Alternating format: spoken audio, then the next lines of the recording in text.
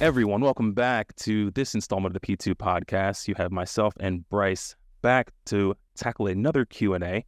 Over the last couple of weeks, we've gotten quite a few questions from individuals, and we just keep them stockpiled and grab a couple based on, climate, what's going on, and also just what kind of sparks our interest. And so we're going to kind of take it back a little bit. Normally we get into the minutia of things, but we figured we'd keep it pretty general today. We know summer's on the way, and people are wondering, what do they need to be doing? There's so much information out there. There's a plethora of things that you can kind of dive into. But what are the things that, if you want to get started on changing your life, changing your body for summer or for whatever, that you need to be implementing or need to be focusing on? So that is what we are going to tackle today, kind of starting with a pretty interesting question. I had a few people talk to me about getting started. And I'll get Bryce's opinion on this. I know how I feel, but a lot of people get started in group settings, right? I think it's easy to find something that makes you feel part of a whole, right? The cliche moms doing yoga, the Stepford wives going to, Pilates or whatever it happens to be. And I think that is an awesome way to get people just kind of excited about going and moving their bodies. And I think that there are some inherent drawbacks, but I will pause on mine because I know what mine are. I want to know what Bryce, what do you think about these classes, the way they operate, long-term goal setting, so on and so forth? Well, I'm probably biased because whenever I first started coaching, I was coaching a lot of classes.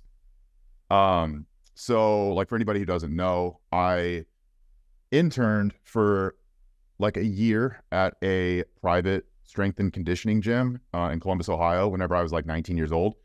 And then I got hired on as a coach. And in addition to working with a bunch of athletes privately, but also in larger group settings, I worked with adults in boot camp style classes, but also small groups as well, where we did I guess what you consider to be more normal lifting, right? It wasn't just conditioning. It was all right, we're going to come in, we're going to do squats, we're going to do walking lunges, we're going to do hamstring curls, we're going to do that type of shit. So it was much more, I guess, traditionally structured.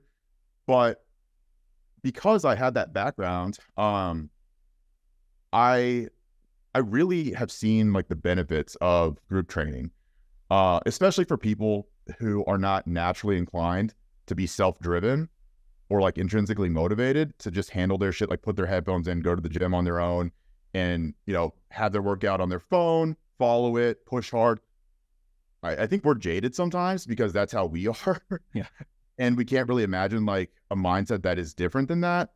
But most people aren't like that with exercise. Most people need something in addition to the dopamine release from exercise itself. Most people fucking hate exercising. They hate working out. They don't want to do it. They would rather do anything other than go to the gym and exert effort and be in physical pain. So there is something about these group classes that I feel is a great stepping stone for a lot of people if they are trying to get started on their fitness journey.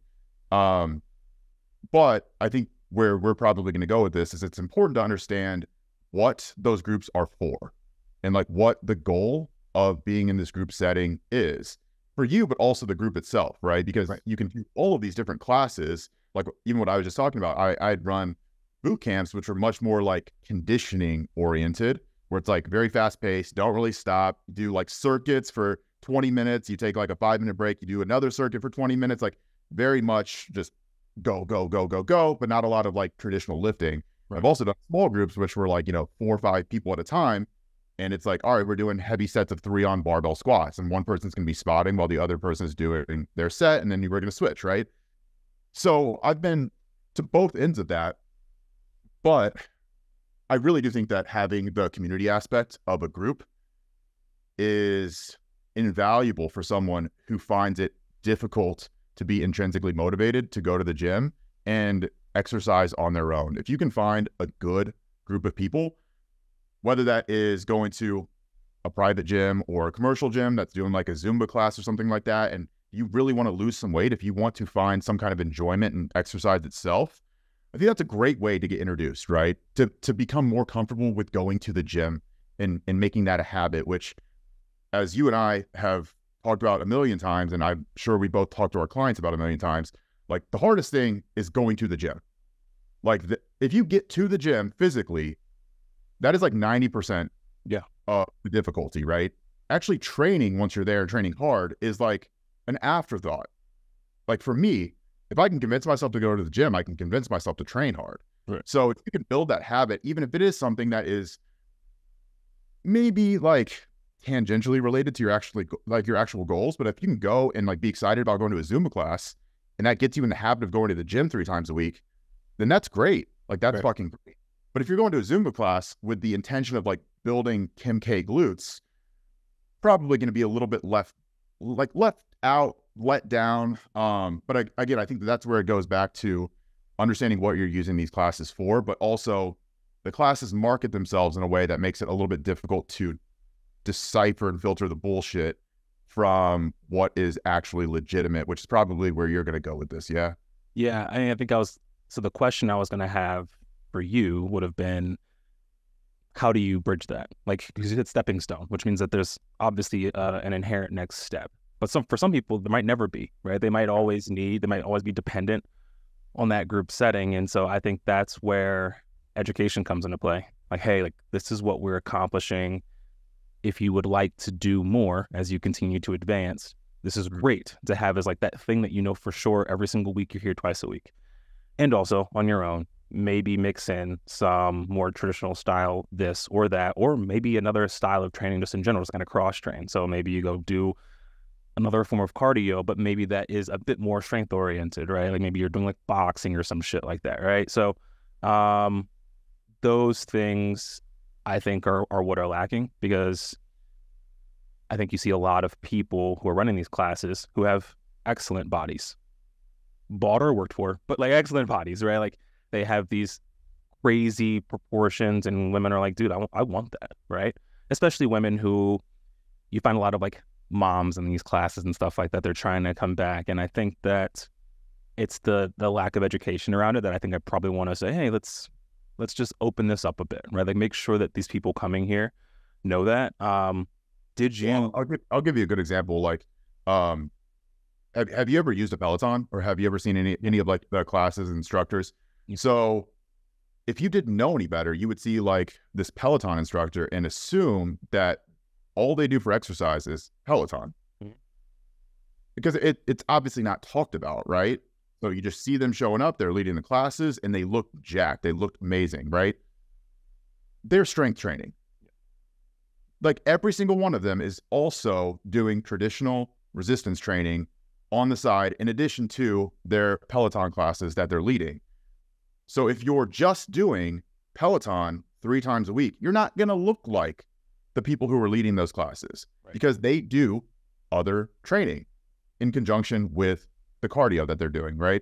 So I think that's really important, but that does kind of go to maybe like a little bit of like misleading marketing with a lot of what we see in the fitness industry in general, right? A lot of it is just a facade. And I think that's important for most people to understand, is what you're seeing surface level is mostly an illusion to what is actually happening behind the scenes, because like things need to be sold. Yep. Like money has to be transferred. It has to change hands. People need to make a living. So if you're running a group class, a group fitness class, and if you have a fat ass, you're going to call that some kind of like build a fat ass group class. Mm-hmm. And then people are going to show up there, women are going to show up and see that the leader of that class has a big fat ass. And they're going to be like, oh shit, she must have gotten that from doing this stuff. Right. I'm going to go up with the expectation of my body changing to look closer to hers. Yep. But obviously it's like that's not the way that she got a fat ass. Like she got that shape through her parents, her genes, and also through training a different way in the past, right?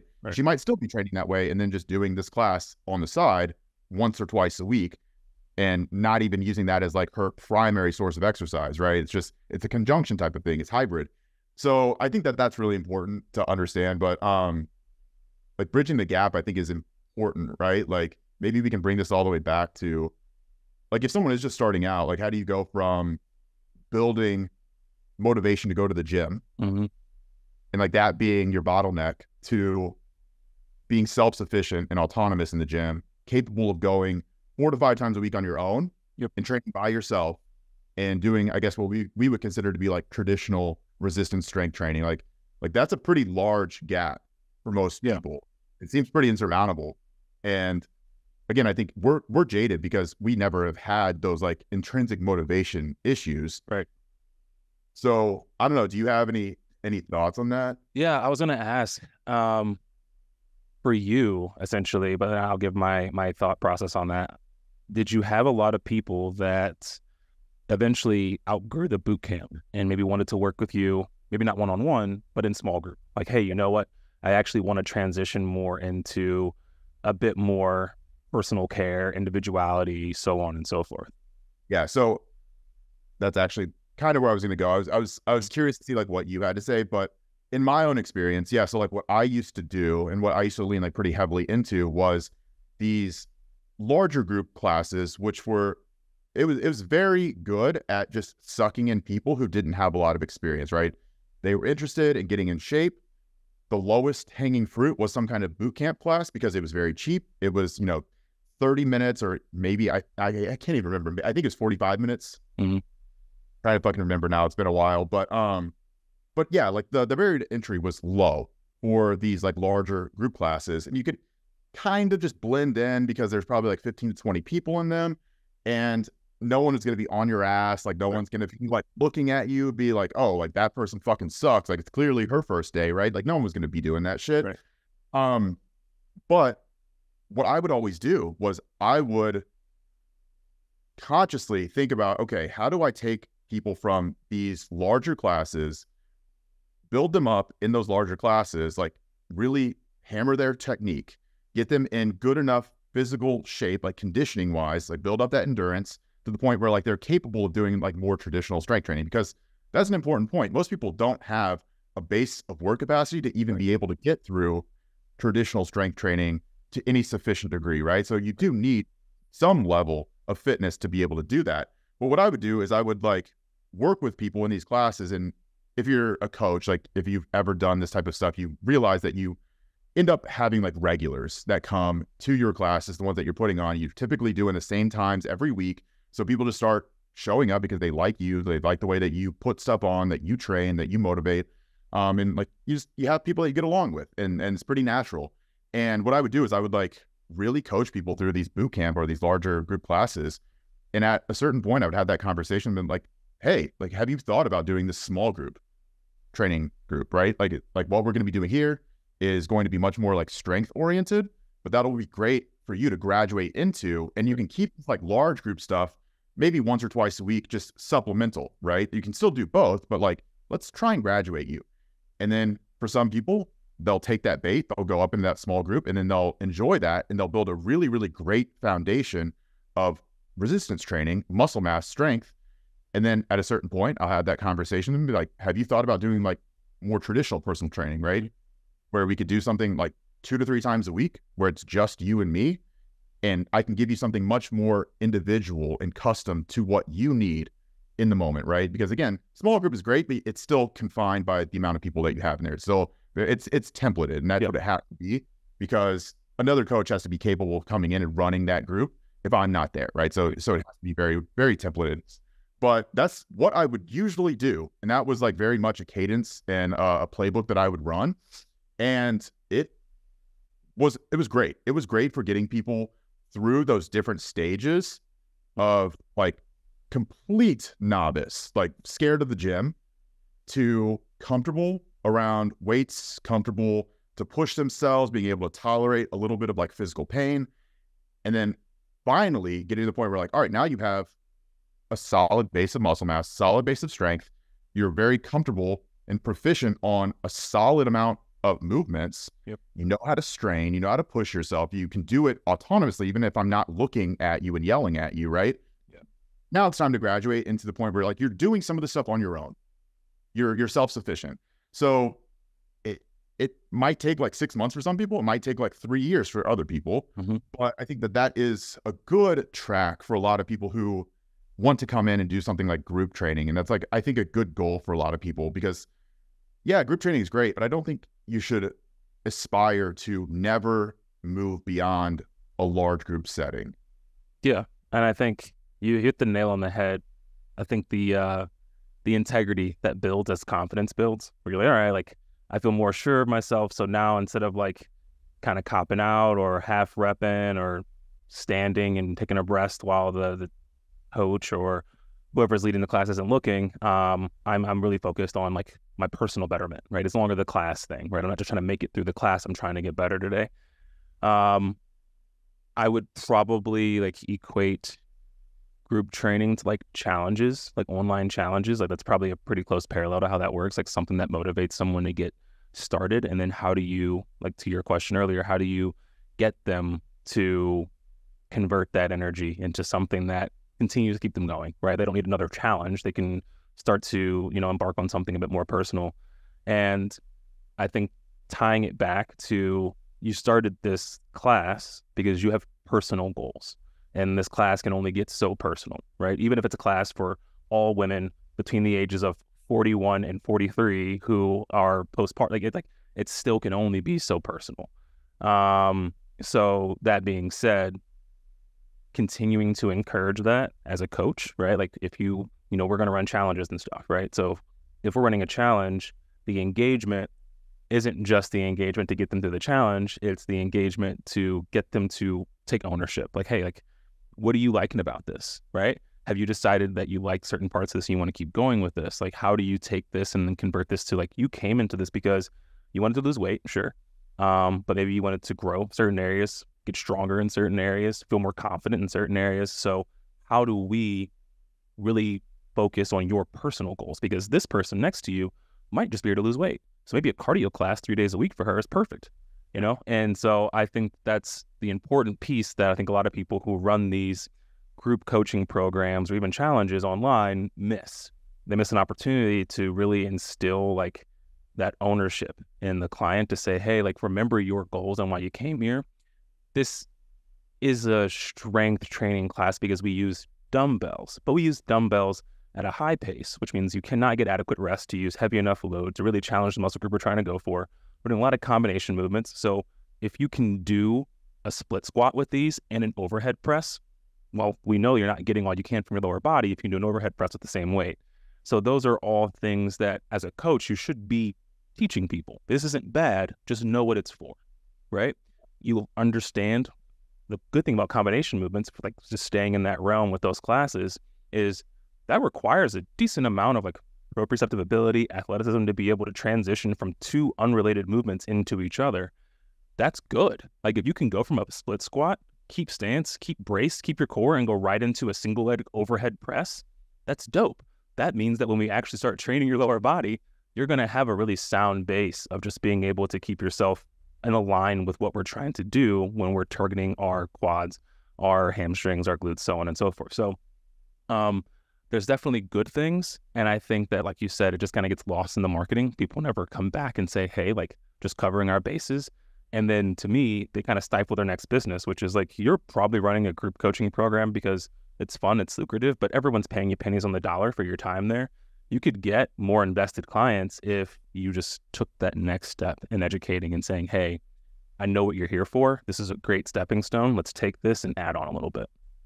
Yeah. I think that the biggest downfall for a lot of group classes, in my mind, is that I think it's an amazing opportunity to take people who are mostly like novice or just getting into exercise, and they have a blank slate.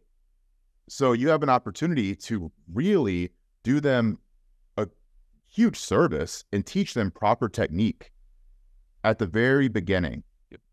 But what group classes do is very much like what you said. It's so high paced that a lot of what you're doing is already in a fatigued state. So you're just trying to survive half the time. So technique is kind of an afterthought for a lot of the group classes because it's just meant to like get your heart rate up for the most part, right? And I'm sure that there are a lot of coaches, and like for me, it was very important in what we were doing for these group classes that technique was perfect, but we were also a different type of gym. Like we were more of a strength and conditioning gym, and everybody that worked there was like a fucking power lifter or like a strong man or like it was that type of people. So like technique was imperative. Like if someone in one of your classes was using shitty technique for like a goblet squat, like you were in fucking trouble. So we all knew what the deal was. But if you're going to an LA Fitness or Crunch Fitness, like that's not the deal. And that's not going to be the deal at most of these group classes. But that can really fuck you if you're someone who is looking for like an introduction to exercise, like you just want to build that base of work capacity, you want to lose a little bit of weight so that eventually you can transition into something more akin to doing your own thing, right? But if you build bad habits in a group class, it's going to be really hard to refine those bad habits later on. Whereas if you had just taken things a little bit slower and learned perfect technique, perfect range of motion, learn how to brace, learn how to actually judge your proximity to failure, like learn how to listen to what your body's telling you. If you were doing all of those things as a beginner, like what you should be doing, you're going to set yourself up so much better for success in the future once you get to intermediate or even hopefully you get to advanced, right? But I do think that that's where a lot of group classes kind of can fuck people. And I'll say this the same thing about like high school lifting, right?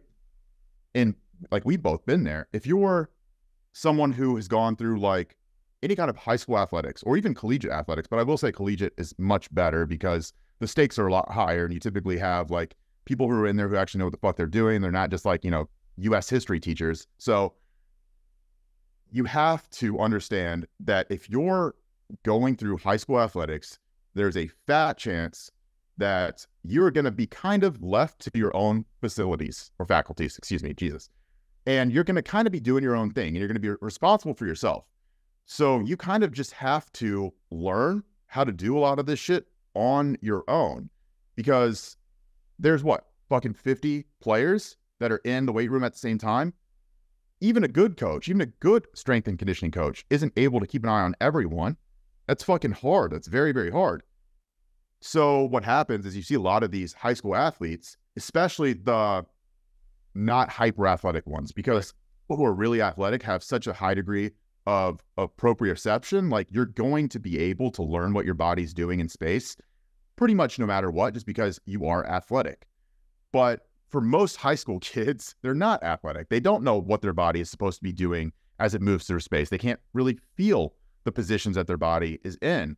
So that's where you see these like fucking god-awful squats, these god-awful deadlifts, and horrible bench press technique, and horrible clean and press technique, horrible snatch technique. Like you see all of this shit from like 16-year-olds. And then obviously they have issues later on down the line, like whenever they get older, because it's really hard to relearn technique. Whenever you're at your most pliable and plastic is whenever you're young, like a kid going through puberty, or whenever you're first starting out in the gym. So someone who doesn't have a background in exercise, who is like the perfect candidate for a group class, right? So it's really, really important that if you are someone who is just starting out, or maybe you have a kid who is high school age, like that's a fucking perfect opportunity to take the time to learn proper technique, learn how to strain, learn how to brace, learn how to do all the right things, even if it does take a little bit more time, because you're going to save yourself a lot more time in the future. Well, I think the big piece too, you mentioned like the elasticity, pliability of a young athlete. And young obviously isn't just in age, but in training age as well. So if someone just starting out, even if they're 50, the use there is that we have an opportunity to embed really, really good habits. And then there's also, I think, and we deal with this, right? When we have people who have been training 6+ years, so they call themselves advanced, and we want to take lateral steps in their training. Like, hey, actually, like if we keep going this way, we're not going to be able to see the progress that we're looking for. So I'm going to have you perform this more like this. And then they see the numbers go down. Oh, I can't get as many as or my load is going down. And that is a mental fuck for them, right? Because they feel like they're moving backwards, which bridges an entirely different topic when it comes down to like stimulus and how to generate stimulus and what load actually means when it, is related to stimulus. But the idea of getting someone to mentally take a step back is tough, right? Especially, I think, guys, right? I think women probably a bit more open to that. But it's probably why we don't have a ton of guys, right? I think guys in general are tough to coach because we get in our own ways. It's really hard. I mean, I do it sometimes where I go into the gym and I'm like, yeah, bro, I'm going to come in, keep things pretty moderate. I'm just getting started back into it after traveling. And then I get on the machine incline press that I love there. And I'm like, I blink and there's 5 plates on it. I'm like, what the fuck? What am I doing? Like, why am I here? Right. Because it felt good. It felt good. And I'm like, I just want to keep going. And I'm like, initially I was going to do sets of like 6 to 8. And now I'm doing like 3 sets of 5. And I'm like, but this feels really good. Right. But I just went completely off track and probably didn't set myself up the best for subsequent weeks. And being able to get out of your way and to say, hey, this is going to help you in the long run is hard, even for myself as a coach. So you understand when you're trying to influence that behavior in a client, you get the friction there. I think that lends itself, though, to, like, I think I asked you this before the call, the 3 laws of training, right? Like, kind of a play on the 3 laws of robotics. I thought was kind of funny. But I'll read these off to you.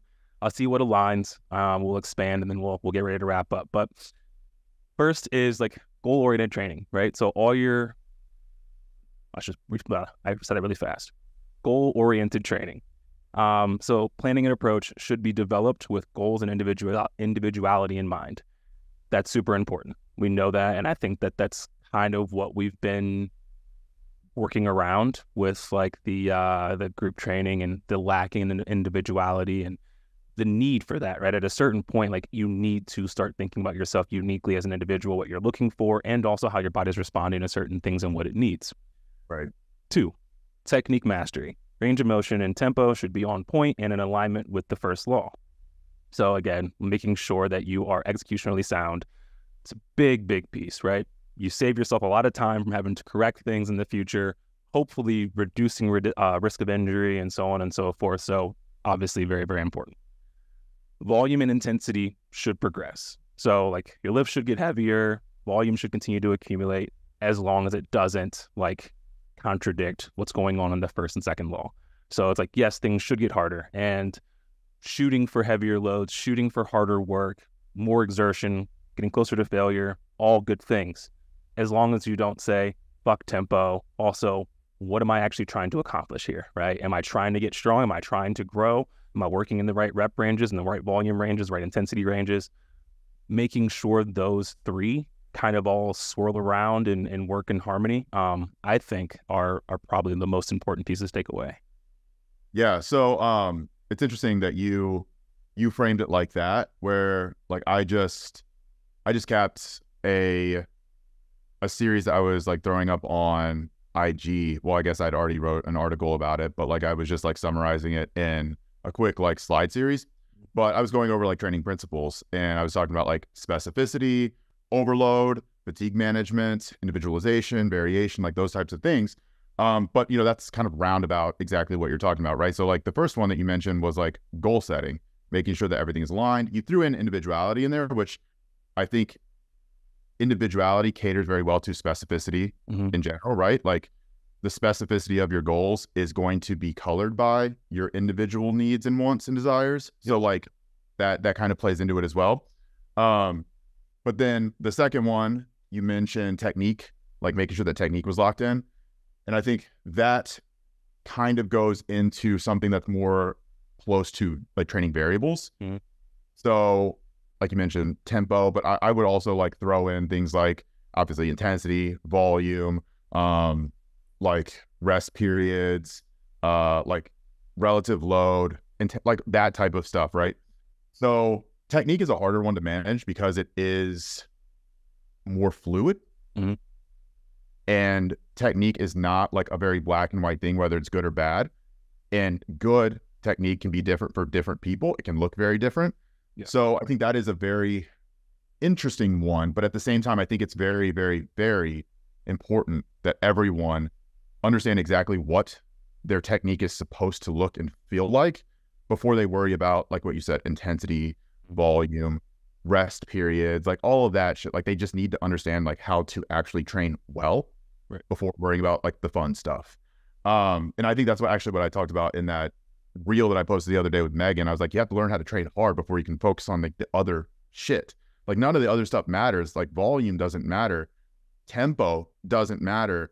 RIR, RPE, they don't matter. Like even rest period, like none of that shit matters. And people get so deep in the weeds of asking all these questions. I'm like, bro, you don't even train hard. Yeah. Like, why do you care about this? Like, you don't know how to train hard. Why are you asking these questions? None of it fucking matters. It doesn't matter if you use a leg press or a squat press or a pendulum squat or a hack squat or a barbell squat. Like none of that matters. Learn how to train hard first. That is so much more important, right? But that doesn't, like, that's not a question of train to failure versus not, because you can train fucking hard without training to failure, right? You just have to learn the skill of straining. Like that is a huge skill. But you also need to know like what those things feel like. So every once in a while, you should spend some time in those areas, in those regions around those thresholds. But no, I think I would agree with you. I think that, yeah, I would say specificity of goals, like goal setting is definitely number one always. I think you put technique at 2, and I would tend to agree with that, because I think that in a way technique also encompasses something like fatigue management. Yeah. It's a little more indirect, but at the same time, I think that it is there. So I agree with you on that. It is just interesting how most things in training can be broken down into like a hierarchical structure, hierarchical, whatever we talked about this last time. Yeah. It's funny because I think that really simplifies a lot of stuff. If you can think of things as like a pyramid, right? Where it's like training, nutrition, fatigue management, recovery, like all these things, they're pyramidal. Like you can think of what the base is in terms of importance, and it all goes up to the kind of important stuff if you're doing everything else fucking right, but most people aren't doing everything else right, so it really doesn't matter, right? So like if you're someone who can't even get your calories in, you don't need to worry about like supplements. You don't need to worry about like if creatine's good for you or not, because it doesn't fucking matter. If you can't get sufficient sleep, it doesn't matter how many sets of hip thrusts versus RDLs you're doing. None of it matters, right? So I get that, like, me talking about that probably is the pot calling the kettle black, because I suck at a lot of like the foundational stuff. But I mean, we deal with this on a daily basis, and it's really, really fucking hard to tell these things to people who want to just hear like the simple answers to questions that they feel are simple without just going into like a tirade of context. But like, it's really hard to do our job if people aren't doing like the foundational stuff. So like, if people don't know what their goals are, like what the fuck are we supposed to do? You know what I mean? Like, how are we supposed to just program for you if you can't even explicitly state what your goals are? And I mean, dude, how many people have you talked to where they're wishy-washy on their fucking, yeah. Like they're like, oh, well, like I kind of want to lose some weight, but I also want to get stronger, but like I'd love to like build some glutes and delts for like my wedding coming up next year. It's like, okay, yeah, like we all would love to be leaner and stronger, more fit and more jacked. Like, bro, give me something a little bit more tangible here. Like, what is my program supposed to look like for you? Like, you know what I mean? Let's focus on one thing at a fucking time. So if there's anything that I could tell people, it's just like think about what your actual goals are, put them into into a totem pole. Like, all right, top tier goal, secondary, tertiary, and let's just knock this shit off one by one. But if you try and do everything at once, you're not going to do anything at all. Yeah. And I think that's so important for people to remember. And I think it's important for us to remember too, as coaches.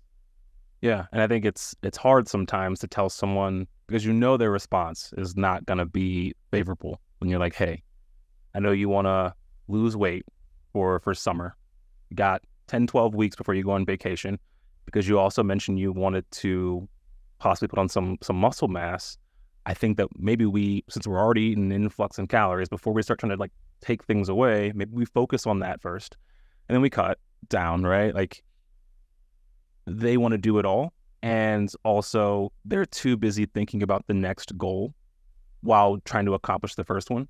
And that's problematic, right? They don't look at it physically. And I remember talking to you and other people about like the CrossFit build, right? Like, remember the massive CrossFit exodus that happened, but also the exodus to and away from CrossFit training. Because people saw these athletes and they're like impressive, like the David's daughters and Froining and those guys. And I'm like, yeah, we also like resistance train year round. And then they prep for these things, right? They're not doing these year round. One, like they would beat the shit out of their bodies if they did them year round. And two, like they have to build the strength to be able to snatch 5 billion pounds overhead, right? Like they can't just do that just snatching, right? So understanding the phases, and then like you said, the hierarchical structure of things really simplifies things. And if you're looking for an opportunity to relinquish a little bit of that confusion, you know, like what do I do? It's like principles here, right? Like what is the goal right now? This is the goal. Okay, sweet. So this aligns with the goal. This aligns with the goal. And anything that doesn't align with this goal is not helping us, right? Until that goal changes.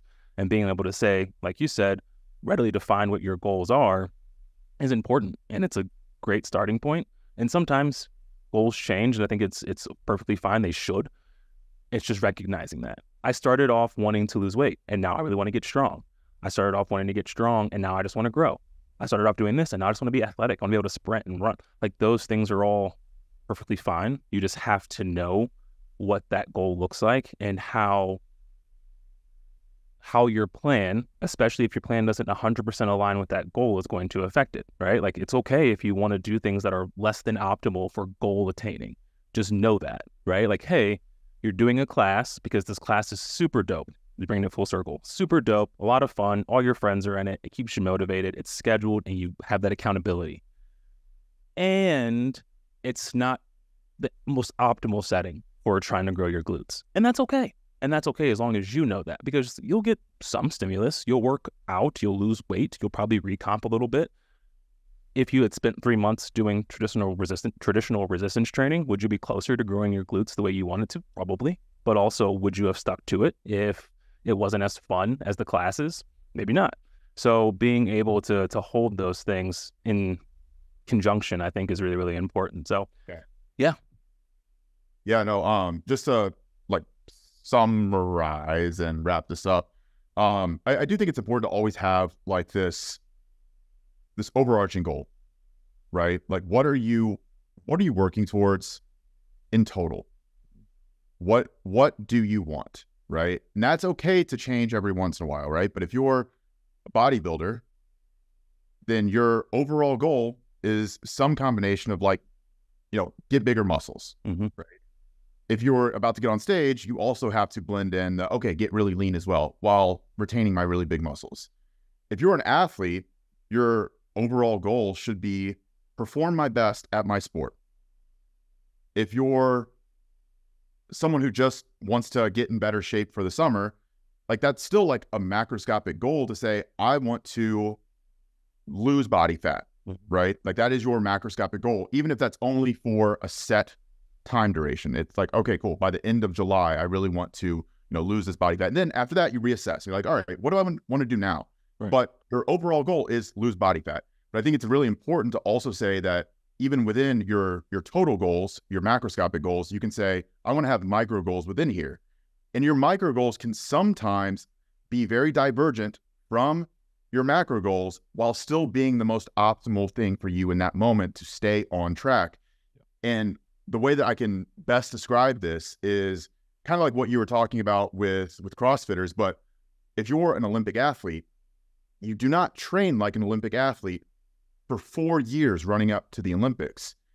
Even though you're looking 4 years out, you're saying, I want my macro goal to be perform my best in my sport at the next Olympics. 3 years out from that, you might not even be training. Like a lot of those athletes take an entire year off after the Olympics before they even start thinking about training again for the upcoming Olympic Games.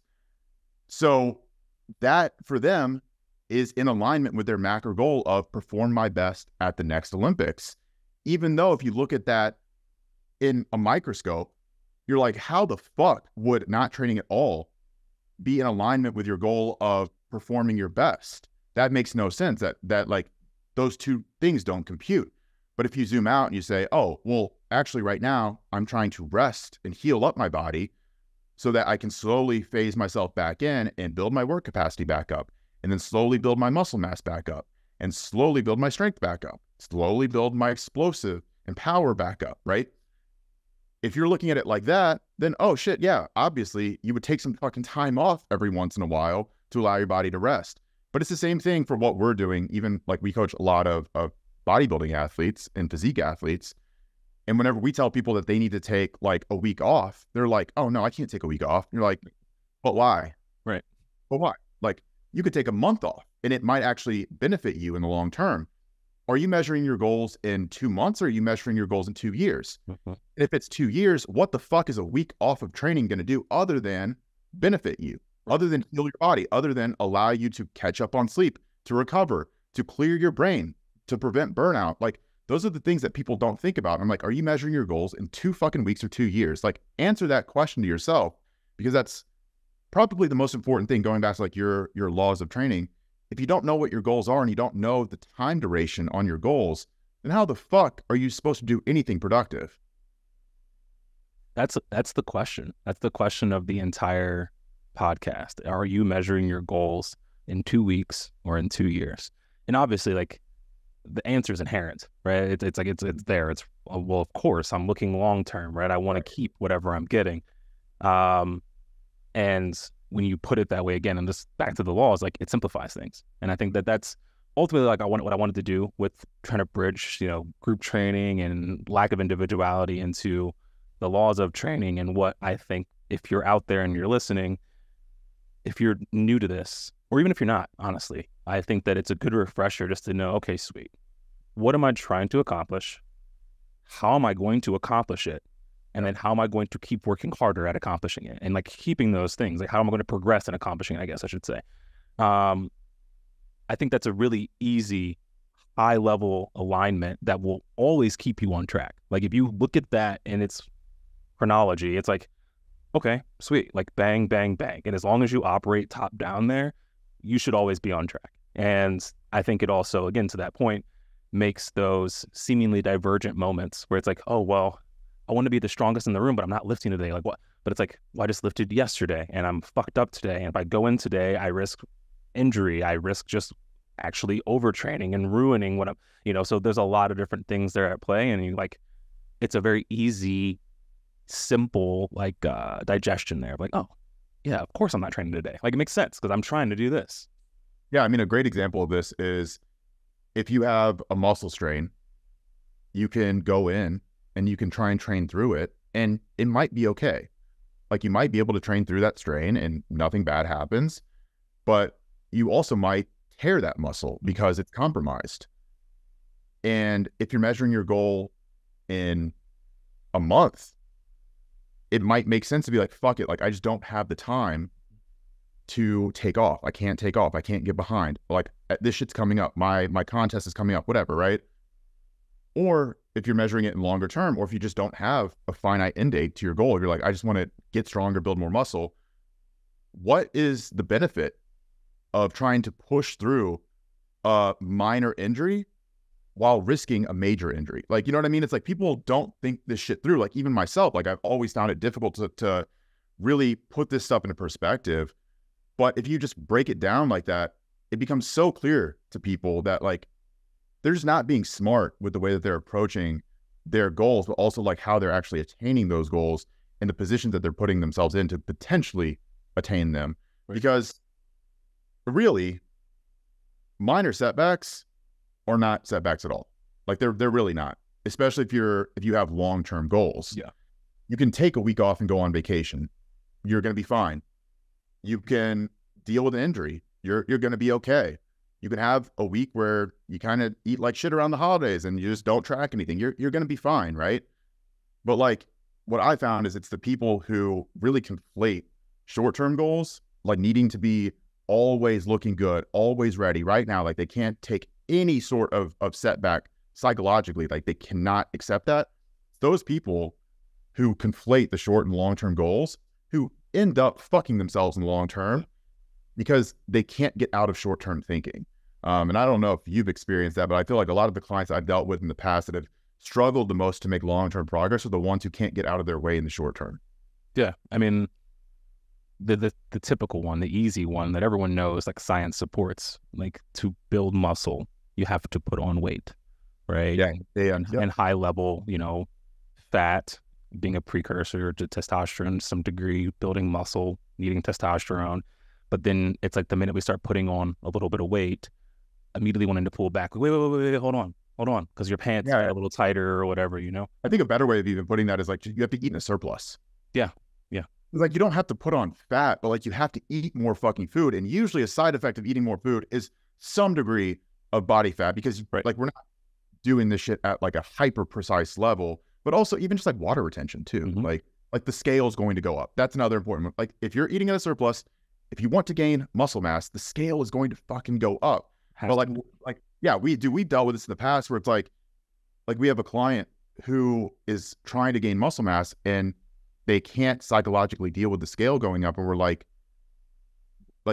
there's something that we need to address here. Like this is deeper, right? Like clearly we can't make any progress if you are so stuck in either short-term thinking or a past goal, right? Like your past goal was to get lean and lose body fat. Yeah. And now your goal has shifted, but you're still stuck in that past goal psychologically.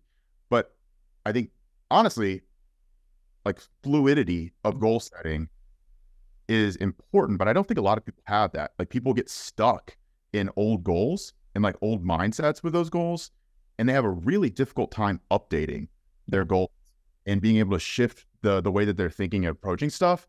And it can be a mind fuck. It definitely can be a mind fuck. And I think that I'm probably like underscoring how difficult it can be. But I mean, just think about how much that will set you behind on your current or future goals if you are just stuck in the mindset of your past goals. And I mean, do we deal with that all the fucking time? Yeah, I was actually thinking about a client who, good guy, good friend of mine, but he remembers the glory days of being able to rip weight off a rack and stuff like that. And it's like, that's cool, but like, for what? What are we doing now? Like right now, like, dude, you're on your way to, you're trying to be a dad. Like you're a husband, you're building a kitchen. I'm like, so why do you need to be snatching 405 off a rack? Like, what's the point there, right? And I understand to a degree, like growing up playing football, like it's funny. There's a guy at my gym that I like fuck around with on like Russell and sometimes, and it's funny because for those who don't listen, like Bryce, I don't know, he just didn't have that because I always will try to push Bryce, and like I want that, like my mind craves that clash, like it just misses the collision of pads. And so with my guy friends, like I'm big on like throw an elbow, push, tackle, whatever. And Bryce is not that. Like I've tried. I cannot get that guy to. He's just what's going on? What's going on? Either way. But I understand that, like, for this guy, my client, like, he misses that feeling of kind of being sore and like he did hard work that day. And like, I get that. It's like, but you have to be able to reframe goals. Like if your goal is something completely different than what it was then, like if you need to get up the next morning to go do work, if you need to get up and take care of your wife, if you need to get up and go drive 4 hours to visit family because those things are now priorities, then like this is not, working towards your goal. I kind of think about our metaphor we've used for business and like a snowball rolling. There's been times when we're like, this snowball's huge. We have all the momentum. We're rolling down a fucking mountain at Breckenridge. And then it feels like someone hops in the front and just puts their heels down and just. And I imagine that that's what this looks like when clients can't let that ball roll too far one way because they're so rigid. It has to be going this way, it has to be going that way. So instead of ever letting it get any momentum, you spend your life in perpetual heels down trying to stop something and obviously never getting anywhere. Yeah, no, I definitely agree with that. I think that there's a lot of difficulty and a lot of inertia that comes along with like understanding and accepting that you're at a different point in your life. And like what you said, we have a lot of people who get stuck mentally in their glory days or the times whenever they had a younger body or they felt better or they didn't have the same responsibilities that they do now.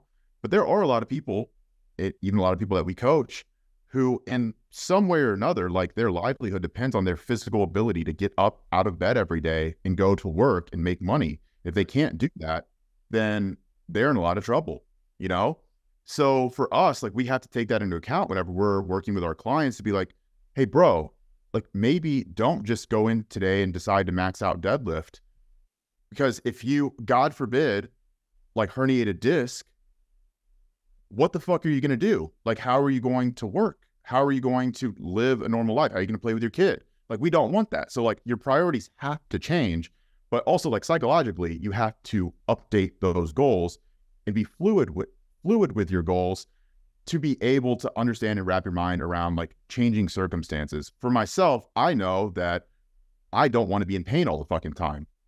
So if I go to the gym and I'm doing something that is, like, physically painful, because I have a lot of, like, old injuries and shit, I'm just not going to continue to do it, because I don't want to be sitting at my desk later on that day working and my fucking low back just throbbing, right? Because I did some dumb shit at the gym that I shouldn't have been doing, that my body's telling me not to do. So it's just like, for me, a lot of those things aren't worth it. For some people, like, if you're a fucking Olympic athlete, you have to train hard. You have to know how to train through subtle aches, pains, injuries, because that's what's required, because you have a gigantic goal and that is your life, right? You don't have to go from training for the Olympics to going to fucking work at, like, a mechanic shop, right? Because people that go to the Olympics are typically Olympic athletes as a job. That is their job description, at least the good ones. But I think that's really important, right? Like, you have to understand, again, hierarchical goals. What is your top goal? What are your top priorities? If you're someone who has a family, your top priority should probably be, like, spending time and caring and being with them. And if you do something that compromises that ability, then that is directly conflating goals, right? Like, you're letting your lower tier goals impact your highest tier goal, which for us as coaches, like, we almost have to, like, supersede our clients' judgment and decision making in a lot of those cases, because we know that, like, most people can't do that shit themselves. Yeah, no. As, like, a sign off, it's kind of funny. Think about it for anyone who's like, yeah, like, fuck these guys, I'm gonna keep going hard. Think about it this way. What happens if you do get hurt and you have to look your boss or your wife or whomever in the face and go, hey, yeah, I can't do that. And they go, why? I was deadlifting the other day. Like, it's like, really, in the grand scheme, you're like, really? And I'm like, everyone's gonna look at you like, for real? Like, yeah. This is why you can't do the thing that you are required to do, the thing that I expect you to do, because you were deadlifting the other day. That's like, you know, me getting hurt in flag football and going, yeah, sorry, Bryce, I can't do work, you know. It's like, really, like, flag football, bro? Like, you know, so I think that it's important to just keep that stuff in, you know, perspective. But yeah, no, I mean, as we wrap up the 3 laws of training, I'll probably post about these. I actually have a few posts. There's another one, I guess, maybe to kind of give you guys a preview, and maybe even Bryce a preview. Did you see the you follow the memes, whatever guy? He's always, it's like the blue format. It looks like a peer-reviewed article every single time he posts, but the one recently on drop sets and how drop sets actually, in a study, gave similar stimulus and hypertrophic results to straight sets, which I thought was pretty interesting. And he also did exactly what I expected him to do, which was carry it further and say, but here's why you probably shouldn't just rely on drop sets. And he Are you talking about Menno Henselmans? Yeah, that guy. Yeah. Okay. Yeah. Which I think is actually a really interesting thing, because I think it lends itself to a really cool conversation, which we can proceed into next time. But yeah, no, I think that I was saying something, but I honestly don't know. So we're going to sign off. Yeah, but again, keeping goals in alignment. I'll make a post about this later on this week. We'll likely accompany it with the 3 laws of training, and Bryce and I will maybe continue to disseminate information on those and how we think best approached. But yeah, thank you all very much for tuning in to this installment of the P2 podcast. We hope that you got something out of it. Continue to hit us with those Q&As. Again, we'll keep them, you know, backlogged for things like this, and we'll love to hear back from you in the comments. Thanks again.